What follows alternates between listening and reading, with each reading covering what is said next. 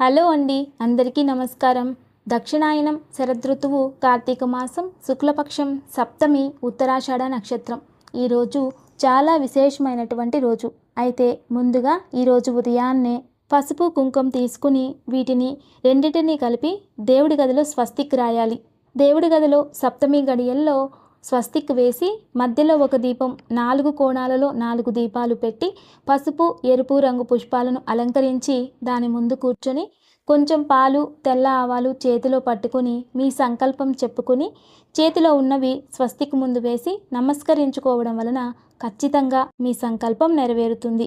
ఇక మంత్రబలంలో భాగంగా ఈరోజు అందరూ కూడా ఓం లక్ష్మీనారాయణాయ నమః, ఓం లక్ష్మీనారాయణాయ నమః, ఓం లక్ష్మీనారాయణాయ నమః అనే నామాన్ని జపించాలి. ఈ నామాన్ని జపించడం వలన లక్ష్మీనారాయణుల అనుగ్రహంతో పాటు ఎవరైనా భార్యాభర్తలు సఖ్యతగా కలుగుతుంది. అయితే భార్యాభర్తల సఖ్యత కోసం ఈరోజు అర్ధనారీశ్వర స్తోత్రాన్ని చేసినా కూడా భార్యాభర్తల మధ్య సఖ్యత అనేది ఏర్పడుతుంది. అంతేకాకుండా ఉమామహేశ్వరాయ నమః అనే నామాన్ని జపించడం వలన ఆలస్యంగా వివాహాలు అవుతున్న వారికి త్వరగా వివాహం అయిపోతుందట. అలాంటి దివ్యమైన రోజు ఈరోజు. లక్ష్మి అనగా ఇచ్ఛాశక్తి, నారాయణ అనగా క్రియాశక్తి. ఇచ్ఛాశక్తి క్రియాశక్తి రెండూ కలిస్తే మనలో జ్ఞానశక్తి అనేది వృద్ధి చెందుతుంది. దాని వలన సంకల్పం సిద్ధిస్తుంది. ఇక మంచి మాట. జీవితంలో తెలిసి తెలియక కొన్నిసార్లు సహజంగా తప్పులు జరిగిపోతూ ఉంటాయి. అయితే భగవంతుడు క్షమించేస్తారు వాటిని, కానీ కర్మ మాత్రం వదలదు. ఒక రాయిని మనం పైకి ఎంత గట్టిగా విసిరితే అది అంతే వేగంతో కిందికి వచ్చేస్తుంది. అలాగే మనం ఒకరిని ఇబ్బంది పెట్టాలి అని అజ్ఞానంతోనో అంధకారంతోనో చెడు జరగాలి అని కోరుకుంటే ఖచ్చితంగా అది ఏదో ఒక రోజు కర్మ రూపంలో మనం అనుభవించాల్సి ఉంటుంది. కొన్నిసార్లు ఇనుముని ఇనుముతోనే కోయాలి అన్నట్టు మూర్ఖులతో మూర్ఖంగా ఉన్నప్పుడే అది వారికి అర్థమవుతుంది.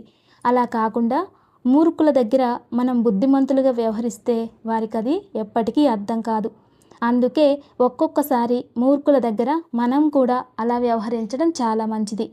చాలామంది జ్ఞానవంతులుగా కనిపిస్తూ ఉంటారు. అయితే వారిని చూసి అజ్ఞానులు కూడా అలాగే అయిపోవాలి అనుకుంటారు. అయితే అలా అవ్వాలంటే జ్ఞానం కావాలి, అనుభవం కావాలి, ఎంతో శ్రమ పడాలి. జీవితంలో కాలాన్ని అర్థం చేసుకునే శక్తి వారిలో ఏర్పడాలి. మరి అంతటి శక్తి వారికి కావాలి అంటే వారు ప్రకృతిలో కలవాలి. ప్రకృతిలో కలవాలి అంటే భక్తి మార్గాన్ని కానీ జ్ఞాన మార్గాన్ని కానీ ఎన్నుకోవాలి. అప్పుడే ప్రకృతిని కాలాన్ని అర్థం చేసుకోవడం, కాలానికి అనుగుణంగా ధర్మంగా ఎలా వ్యవహరించాలి అనే జ్ఞానం ప్రాప్తిస్తుంది. జీవితంలో కొన్ని అనుబంధాలు, కొన్ని విద్యలు ఇలా కొన్ని ఊరికే ప్రాప్తించవు. దానికి ఎంతో శ్రమ పడాలి. ఇతరులతో పోల్చుకుని వారిలా అయిపోవాలి అనుకోవడం కన్నా మీలో ఉన్న జ్ఞానాన్ని బయటకు తీసి ఆ జ్ఞానంతో పేరు ప్రతిష్టలు పెంచుకోవడం మంచిది. ఇక పూజాఫలం. ఈరోజు దివ్యమైన పూజాఫలం. పూజాఫలంలో ఈరోజు చాలా విశేషమైనది. శ్రీకృష్ణుల వారికి వెన్న అంటే చాలా ఇష్టం. వెన్న తినడం వలన తెలివి శక్తి పెరుగుతూ ఉంటుంది. ఆ వెన్నని కృష్ణుల వారికి నైవేద్యంగా పెట్టి ఆ వెన్నని మనం స్వీకరించడం వలన మనకి తెలివితేటలు పెరుగుతాయి. అంతేకాకుండా సంతానం కావాలనుకునేవారు 108 రోజులు కానీ 3 నెలలు కానీ 6 నెలలు కానీ వ్రతంగా తీసుకొని ప్రతిరోజు ఇంట్లోనే తయారు చేసిన వెన్నని కృష్ణుడికి నైవేద్యంగా పెట్టి దాన్ని ప్రసాదంగా స్వీకరించడం వలన నిదానంగా సత్సంతానం ప్రాప్తిస్తుంది. అదే శ్రీకృష్ణుడికి పెట్టిన వెన్నని పిల్లలకు తినిపించడం వలన తెలివితేటలు పెరుగుతాయి. అయితే ఆవు పాల నుండి తీసిన వెన్నని మాత్రమే ఉపయోగించాలి. ఇక దివ్య పూజ. రేపు అష్టమి, శనివారం. దీనిని గోపాష్టమి అని కూడా అంటారు. అయితే శనివారం అందరూ కూడా వెంకటేశ్వర స్వామిని విశేషంగా పూజిస్తూ ఉంటారు. అదేవిధంగా అష్టమి గడియల్లో దుర్గాదేవి ఆలయంలో లేదా శక్తి స్వరూపం గల ఆలయంలో 2 నెయ్యి దీపాలు వెలిగించి రావడం వలన పిల్లల్లో సద్బుద్ధి ప్రాప్తిస్తుంది. ఇంట్లోనే ఆచరించేవారు ఉదయాన్నే వెంకటేశ్వర స్వామి ముందు కొబ్బరి నూనెతో 2 దీపాలు వెలిగించి బిల్వదళాలు అలంకరించి పెరుగన్నం నైవేద్యంగా పెట్టి నీరాజనాలు ఇవ్వాలి.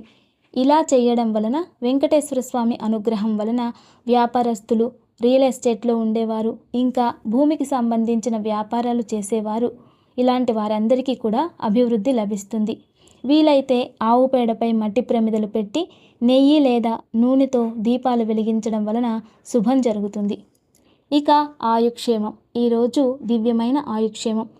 4000 సంవత్సరాల పూర్వంలో దీన్ని ఉపయోగించినట్టు సంస్కృత గ్రంథాలు ఆధారాలుగా తెలియజేస్తున్నాయి. ఆముదాల వేర్లు చూర్ణం. ఈ నూనె తలనొప్పికి చాలా బాగా పనిచేస్తుంది. ఈ నూనెను చిన్నపిల్లలకి రాయడం వలన చంటి పిల్లలకి తెలియకుండానే వారు పడే ఒత్తిడి వలన చెమటలు కారుతూ ఉంటాయి. అలాంటి సమస్య తగ్గిపోతుంది. ఇది పెద్దవారికి కూడా ఒత్తిడి వలన కలిగే సమస్యలను తగ్గిస్తుంది.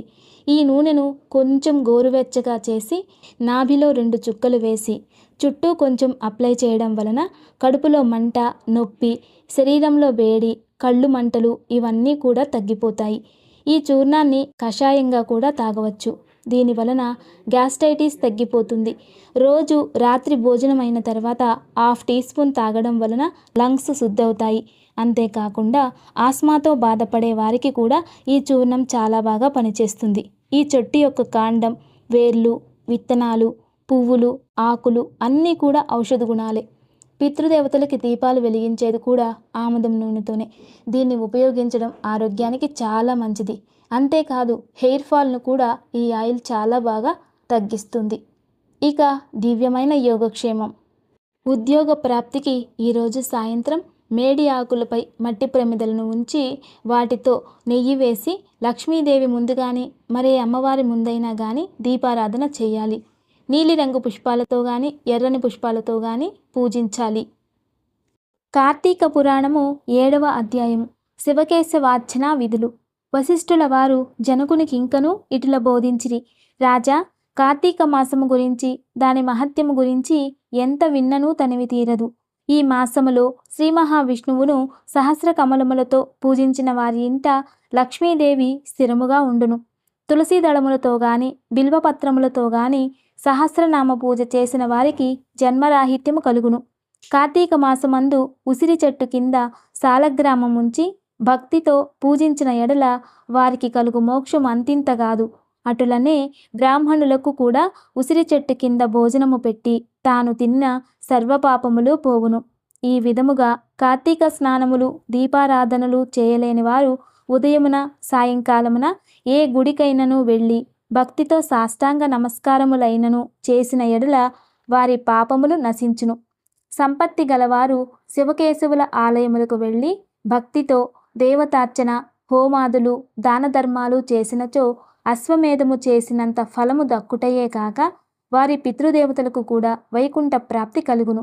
శివాలయమున గాని వైష్ణవాలయమున గాని జెండా ప్రతిష్ఠించినచో యమకింకరులు దగ్గరకు రాలేరు సరికదా.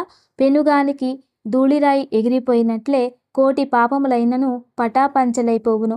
ఈ కార్తీక మాసంలో తులసి కోట వద్ద ఆవు పేడతో అలికి వరిపిండితో శంకుచక్ర ఆకారములు గల ముగ్గులు పెట్టి నువ్వులు ధాన్యముగా పోసి వానిపై ప్రమిద నుంచి నిండా నువ్వుల నూనె పోసి ఒత్తిని చేసి వెలిగించవలెను. ఈ దీపము రాత్రింబవళ్ళు ఆరకుండా ఉండవలెను. దీనినే నందాదీపం అందురు. ఈ విధముగా చేసి నైవేద్యమిడి కార్తీక పురాణమును చదువుచుండిన ఎడల హరిహరులు సంతసించి కైవల్యమొసంగెదరు. అటులనే కార్తీక మాసములో ఈశ్వరుని జిల్లేడు పూలతో అర్చించిన ఆయుర్వృద్ధి కలుగును. సాలగ్రామమునకు ప్రతినిత్యము గంధము పట్టించి తులసీ దళములతో పూజించవలెను. ఏ మనుజుడు ధనము బలము కలిగియు కార్తీక మాసమందు పూజాదులను సలపడో ఆ మానవుడు మరుజన్మలో సునకమై తిండి దొరకక ఇంటింటా తిరిగి కర్రలతో దెబ్బలు తింటూ నీచ స్థితిలో చచ్చును. కావున కార్తీక మాసము 1 రోజులు పూజలు చేయలేని వారు ఒక్క సోమవారమైనను చేసి శివకేశవులను పూజించినను మాసఫలము కలుగును.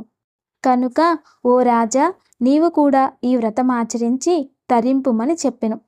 7వ అధ్యాయము 7వ దిన పారాయణం సమాప్తం. ఓం నమః శివాయ. ధన్యవాదములు. నమస్తే. Thanks for watching.